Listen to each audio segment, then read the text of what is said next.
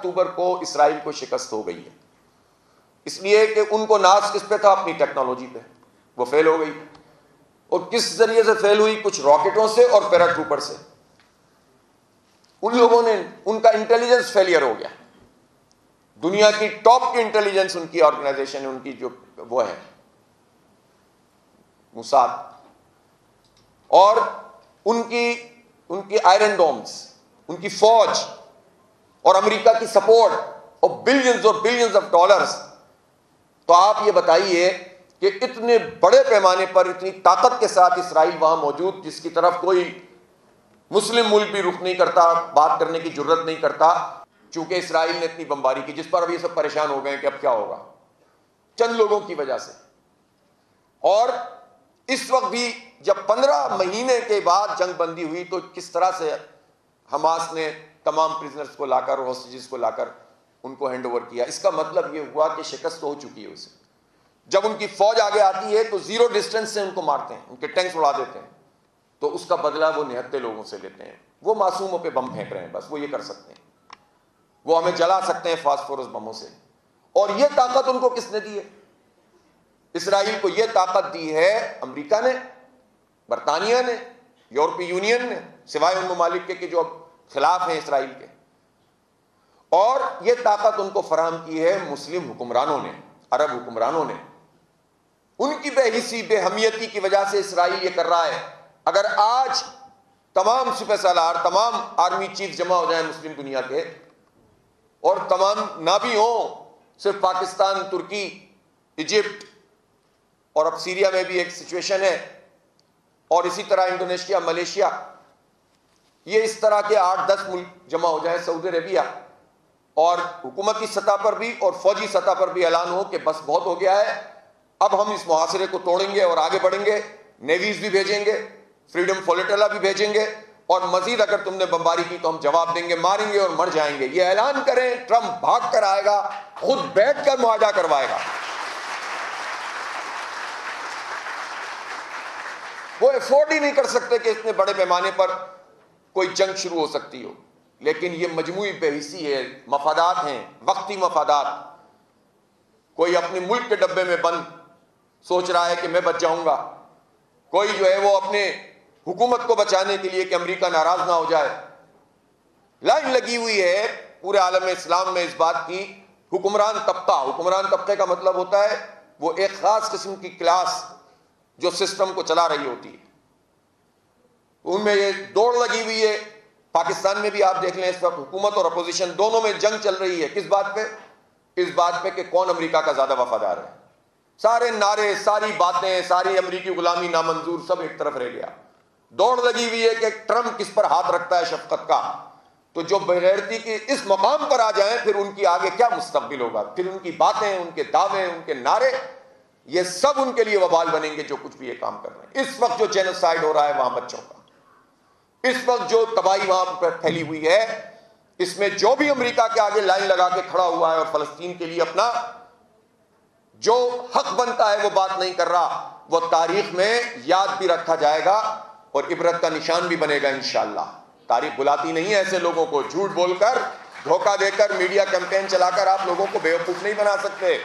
हुक्मरान हो या अपोजिशन पार्टियां, सबको समझ में आ जाएगा और लोग बताएंगे कि तुमने इस तारीख के इस मौके पर तुमने क्या किरदार अदा किया था। बल्कि अफसोसनाक बात यह है कि बाइकॉट की बात करो तो उस पर क्वेश्चन करने लगते हैं, आप जिहाद की बात करो तो उस पर मजाक बनाना शुरू कर देते हैं और कंफ्यूज करना शुरू कर देते हैं कौम को। तो भाई, अगर आपको किसी आलिम दीन के जिहाद के फतवे पर मसला है तो आप बयान फरमाइए क्या करना चाहिए। आप अमेरिका की मजम्मत नहीं करें, आप इसराइल के खिलाफ खड़े ना हो, आप में हिम्मत नहीं है।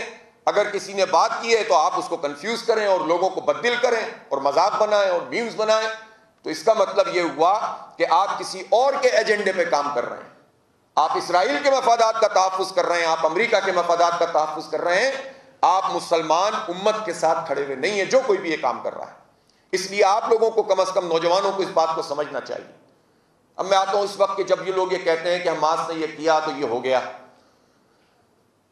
दो बातें मैं आपको जरूर बताना चाहता हूं वक्त की कमी के बावजूद। एक तो यह है कि पाकिस्तान का फ़लस्तीन से क्या ताल्लुक़ है। बाज़ लोग आपको ऐसे मिलेंगे टीवी पर, अभी उनकी हिम्मतें ज़रा कम होती हैं आप लोगों के एग्रेशन की वजह से, आपके एहतजाज की वजह से। आप एहतजाज करना छोड़ दें, आप आवाज़ उठाना छोड़ दें, आपको ऐसे एंकर मिलेंगे जो कहेंगे इसराइल को तस्लीम कर लो। आपको ऐसे लोग मिलेंगे जो कहेंगे कि ये हमास से लाताल्लुक़ हो जाओ, फ़लस्तीन से लाताल्लुक़ हो जाओ। लेकिन आपका एहतजाज और आपका एग्रेशन उनको मजबूर करता है कि वो पीछे रहते हैं। इसलिए एहतजाज का कम से कम फ़ायदा तो ये होता है। तो पाकिस्तान का क्या ताल्लुक़ है? पाकिस्तान का ताल्लुक़ ये है, पाकिस्तान तो बना है 1947 में, लेकिन पाकिस्तान की तहरीक तो पहले से चल रही थी।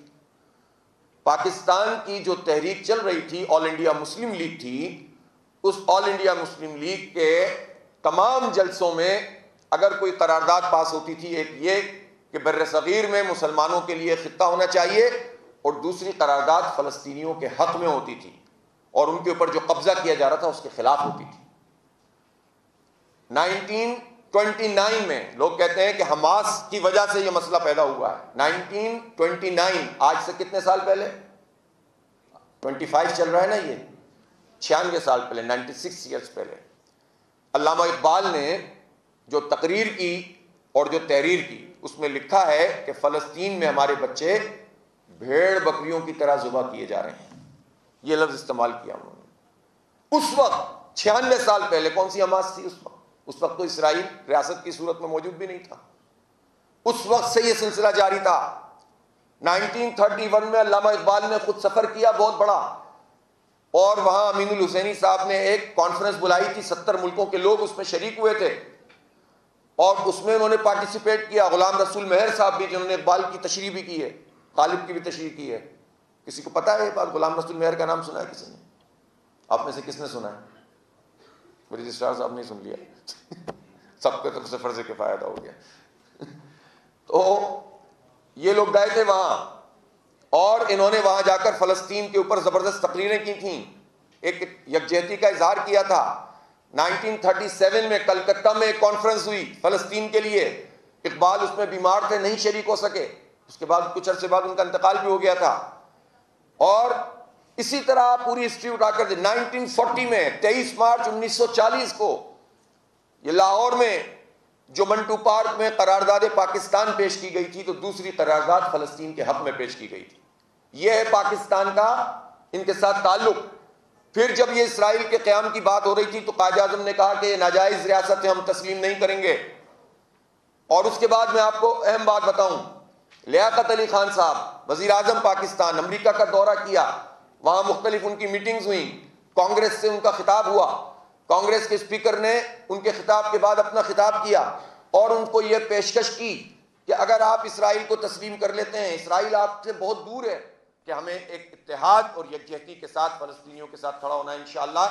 और यही फैसला करेंगे जो मैदान अमल में है, उसी पर छोड़ें कि वो क्या फैसला करता है।